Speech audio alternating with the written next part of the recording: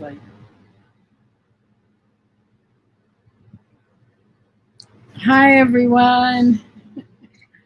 I'm Catherine with Lipedema Simplified and Lipedema Project, and Gail. I'm Gail with Lipedema Simplified and what's my bit? Lipedema Simplified and Lipedema Simplified. So we're trying to get the light.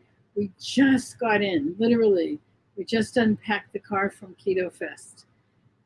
And so we're going to talk about KetoFest. Wow, what a fascinating few days. The first thing is people are terrific.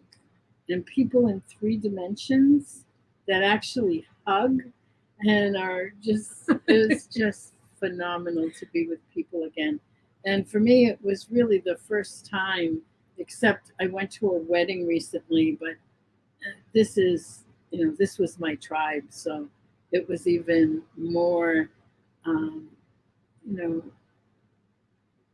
more than anything else that I've done since the pandemic started. What was your high?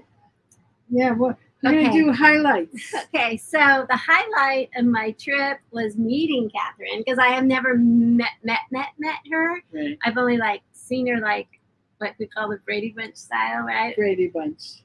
FaceTime, on Zoom. That's all I've ever met her. And so I was excited and nervous, and I was so thrilled to be able to come here. So that in itself was a highlight. But as far as our adventure together, we did some amazing things. We did. We went soaking in a floaty, or no, float. We floated in a float bath. Yeah. I walked out of there like, whoa, my head wasn't connected to my body. It was so amazing. I'm going to look into it some more. And then also, that was the first thing. We did that the first night I was here, right? Yeah, so Gail got here last Wednesday. Mm-hmm. And so during Wednesday, she fell asleep because she took the red eye. And Bella wants to come because I'm not in my usual chair that she comes on, and we've been gone for a few days, so she's missing us. And and then we went to float, and then we left very early the next morning and had breakfast with Brian, who is one of our consultants, and Gail and Brian do the pain clinic together. So it's the first time they met, and it also was the first time I met Brian. Yeah. And fun. So we had oh my God, we laughed and had such a good time. And then we drove down to Connecticut and picked where KetoFest was, and picked up Siobhan and her dad, and then spent the afternoon just hanging out with them. Yeah, Siobhan's dad has amazing stories. So. And Siobhan's like, I wish I would have had that one recorded. So we started recording Siobhan's dad. His name's Eric, and he was fabulous. Yeah, he was totally fabulous. And so we spent, and then many of you may have gotten on. We had a special live from KetoFest for the 2 of us, and Siobhan and Amber and Leslyn. And we just had a really lovely conversation and talked about, the experiment we're doing with carnivore, and a little bit about KetoFest, and basically how this journey, any journey has twists and turns, and there were so many twists and turns. And so we talked a little bit about that. It was really lovely. And then right after that, we had our Facebook Live. And we did that at the KetoFest. So we went to KetoFest, which was in this really funky, fun building. And there, Carrie Brown was there. She is well known in the keto community. She's written a number of recipe books. And then there was Carl, what's his last name? Franklin and Richard Morris, who are the 2 keto dudes. And one is from Connecticut, which is why this happens in Connecticut, and the other one's from Australia. So Richard flies in from Australia for the weekend, and I think he must stay longer than a weekend. I would hope he does. I hope so. And we started to meet. The first person we met was Dave Feldman, who has spoken at many of our symposia. He is an incredibly brilliant researcher and the founder of the Citizens Scientific Foundation. And so we got to hang out with Dave for a while. Then we did our Facebook Live, which is our update every week. We do it. Yeah, and there was something that really special happened during that Facebook Live. Yeah. Oh, yeah. So you've heard me, as I've been going to physical therapy and reclaiming my mobility. Well, in order to get to where certain things were happening, this was a very long staircase to get up to the second level. And so I said, okay, I've been practicing. So I have 9 steps. This was probably closer to 23 or 24 steps. And so I went up step after step. And it was such progress. And we got it on live. So if you haven't seen the Facebook Live yet, it's also on YouTube. Yeah. Check it out. So she's holding her phone on her face the whole time, right? So not only is she going up the stairs, but she's got I was masked. She was masked.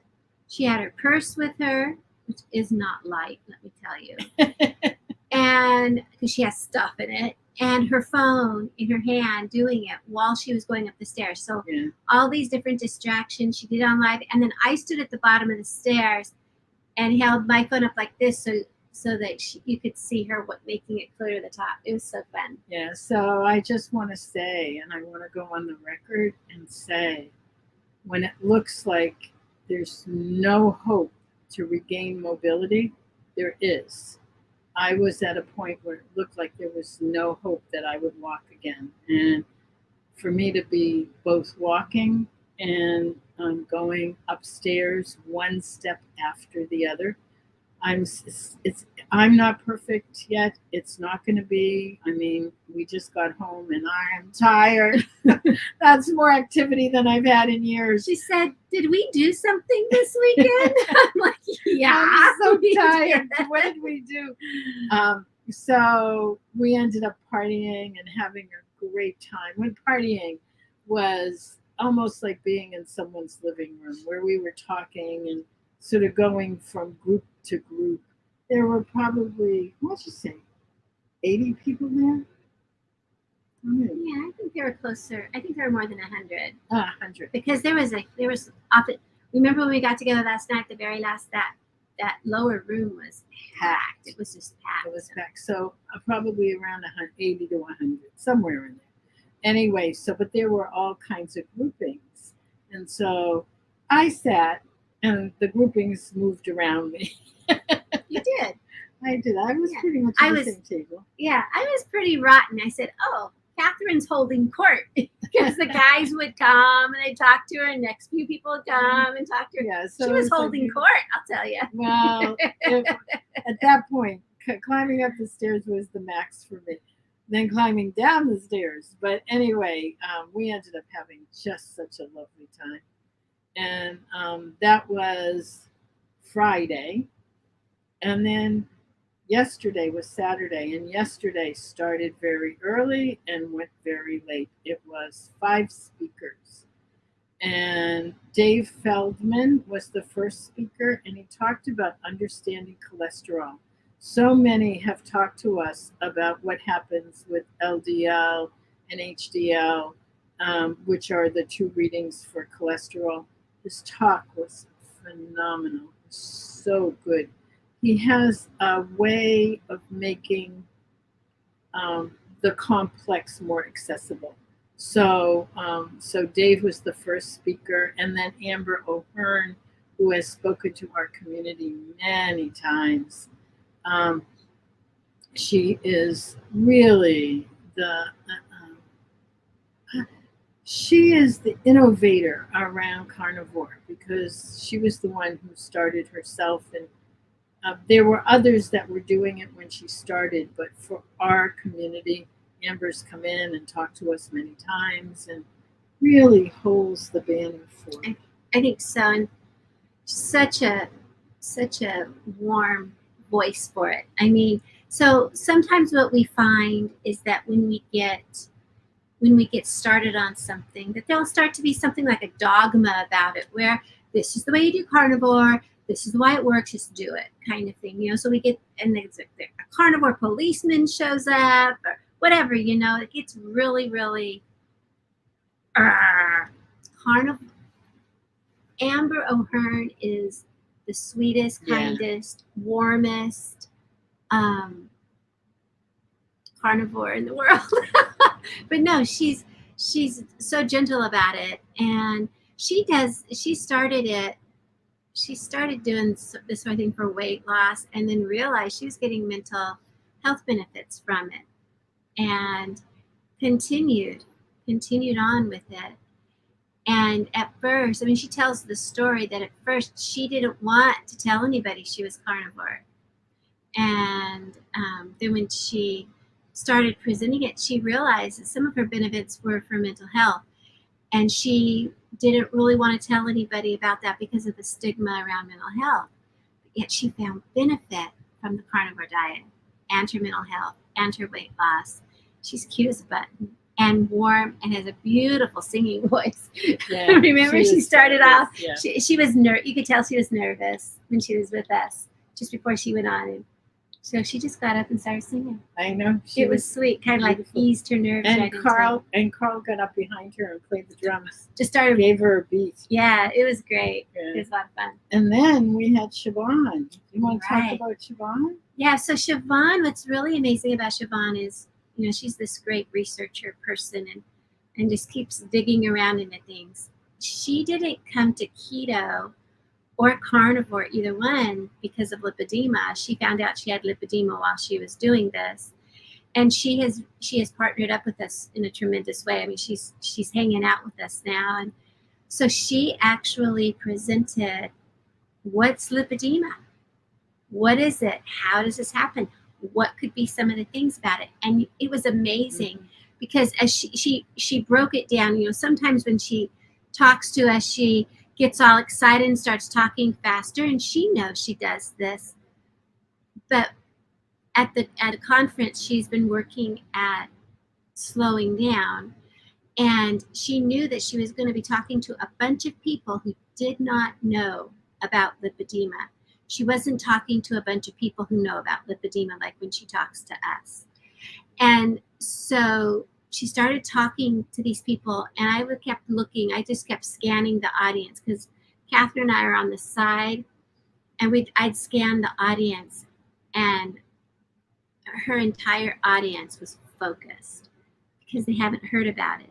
And yet, we know, and there are people in that audience who came to talk to us later, and they think they have lipedema.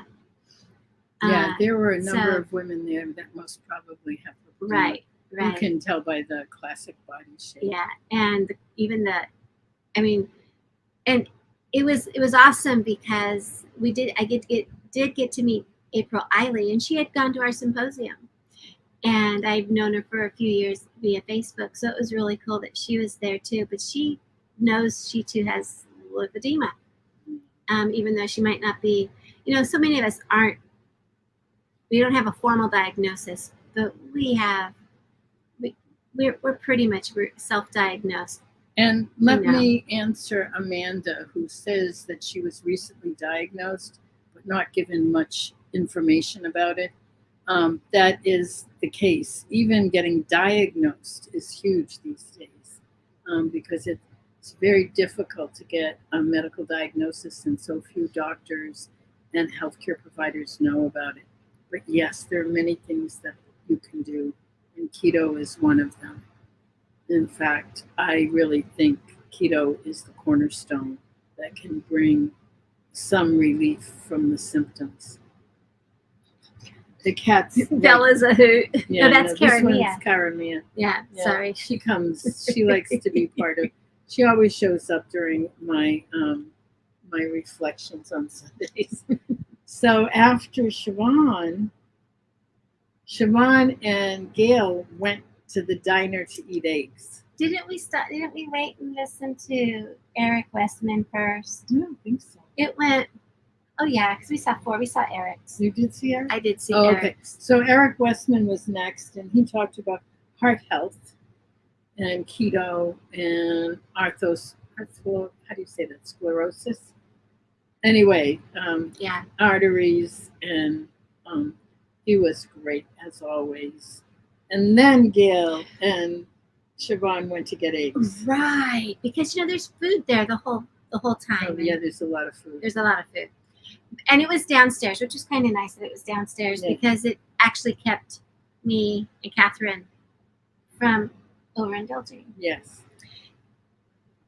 So I had little tastes, but most of it was carnivore. We'd bring, yeah, right? It's pretty cool. So we would, I'd come up with a little plate for me and a little plate for her so that she didn't have to navigate those stairs over and over again. But Siobhan says, she's looking at us, and in her way, she's like, I think I'm going to go over to the diner and get some eggs. Well, nothing can compare, right? I'm going. Bye, Catherine, I'm out of here. So then the last speaker, while they were getting eggs, was Nina Teichholz, who I happen to love.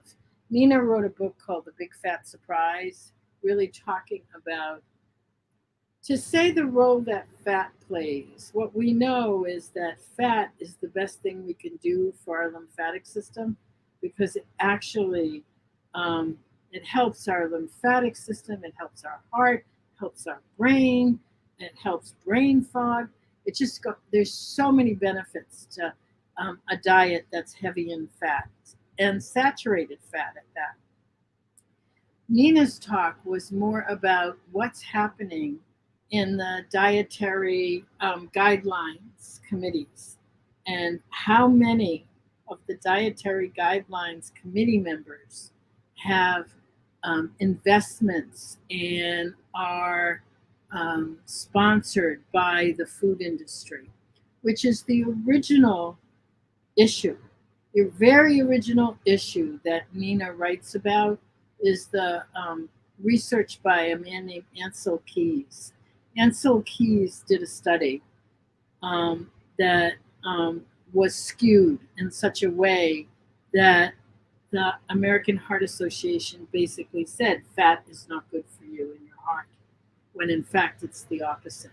And they silenced a man named Dr. Yudkin, who was talking about sugar being the thing that was so bad for us.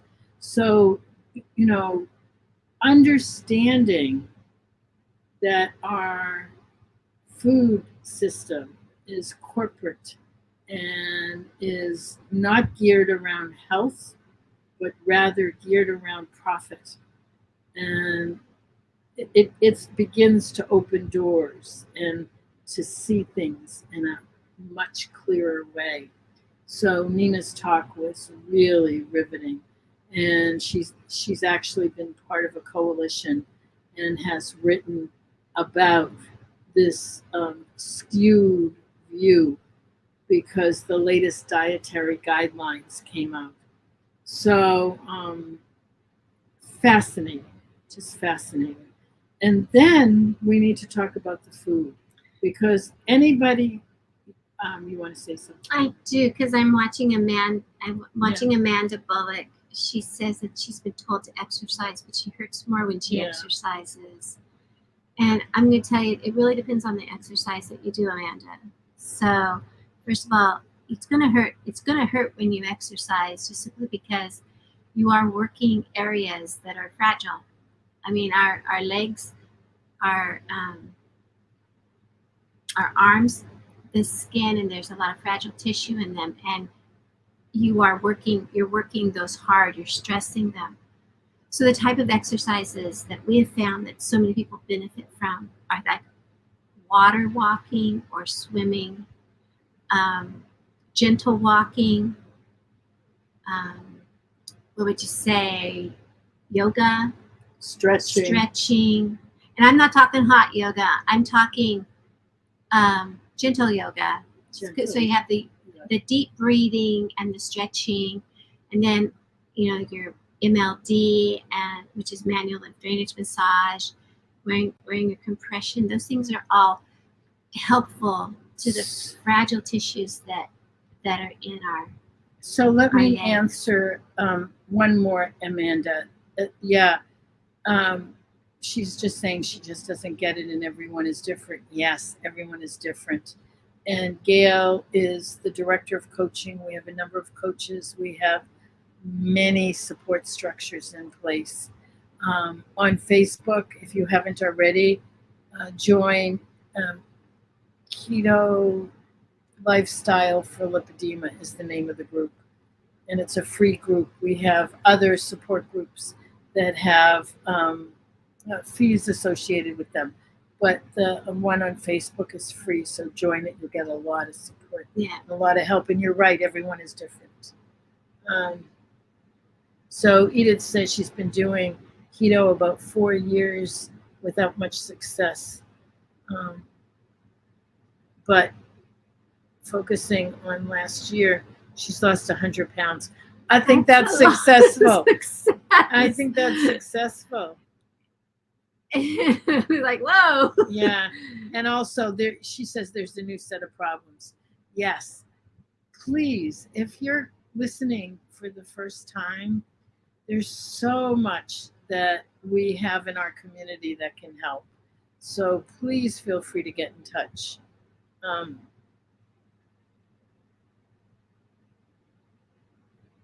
Yes. So again, one of our core messages is that we're all unique. Each one of us is unique, and you need to adapt to your body, and you need to begin by listening to your body. You can begin with something that's more basic. So the KetoFest was really about exactly what we're talking about, that everyone's unique, everyone is different, and you have to find what works for you. And I want to say that the food was absolutely luxurious, delicious, very keto. Most of it was carnivore, interestingly enough. And it's not the kind of food that I would eat on a daily basis. There was beef that would melt in your mouth, with vegetables that I didn't partake in. There were snacky things, pork rinds with melted cheese. Queso. What's queso? That's what we had. So she's talking about melted cheese with like a burger, like a meat in it, like a Southwest or Mexican burger mix in it. Yeah, that's queso. I didn't know. Pork rinds and queso. It was delicious. We had wonderful. Little bits of everything. I actually ate too much of the meat. The meat melted in your mouth.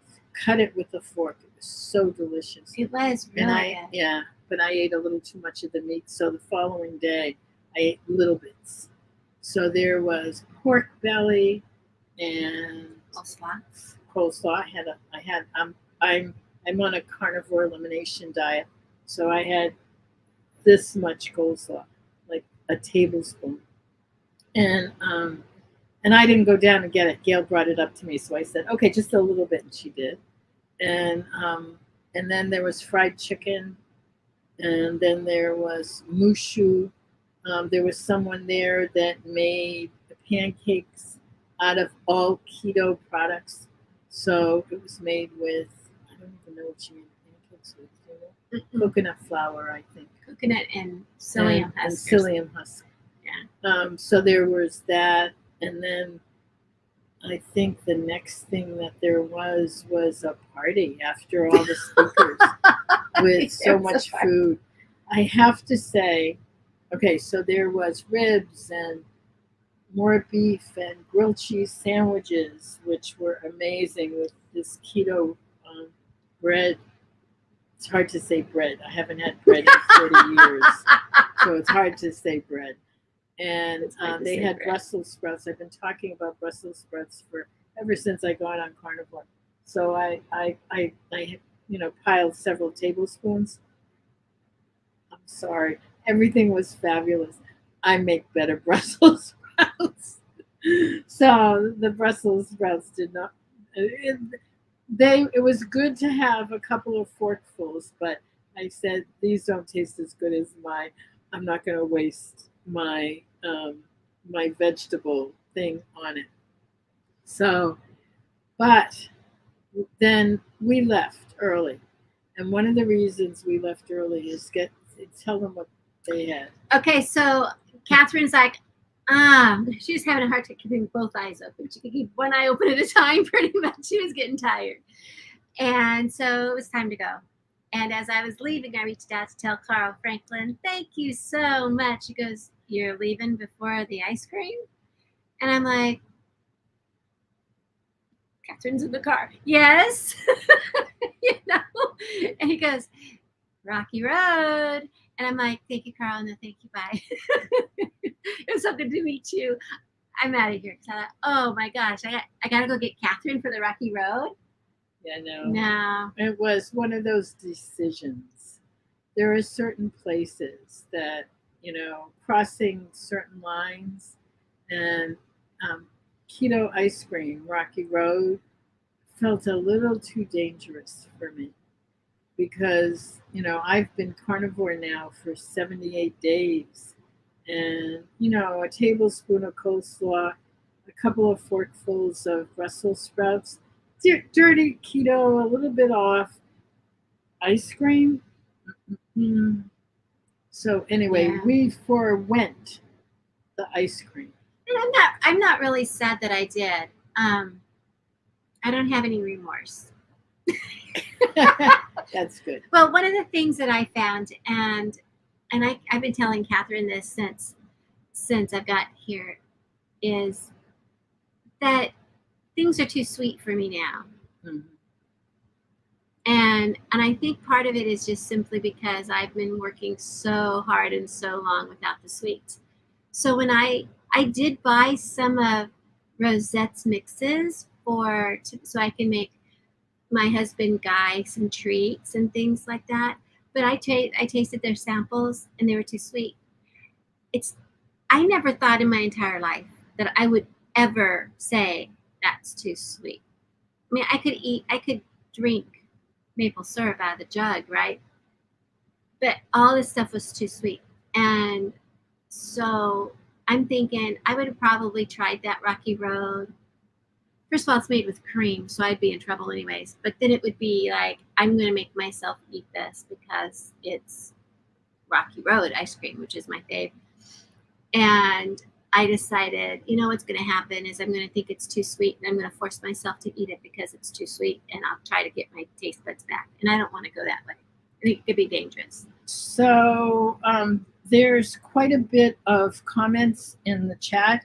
We usually end now, but I'm going to go an extra 5 minutes because a couple of stage 4 ladies have talked about the challenges of being stage 4, one having several lobules and a very heavy pannus. I just want to say that keto works, that it's possible to reverse that. And we've worked with a number of women. One woman who spoke at last year's symposium was 460 or 70 pounds, and she's lost 280 pounds, I think, at this point on keto. And it took her a couple of years, but step by step, it's possible. So if you're at the point where you're ready and willing to just take even baby steps to start out, please let us know. You can email Gail, Gail, Gail, at lipedema-simplified.org. Yeah, and I'll get you. I'll talk with you. We can email each other. I can help you find a coach. I can help you get started. I also noticed Edith she said, did I tell you I was 71 years old with rheumatoid arthritis, high blood pressure, and cardiopulmonary comorbidities. And I can tell you that we have had people your age and older than you. Many of our community members are older than you. That one is too. Me.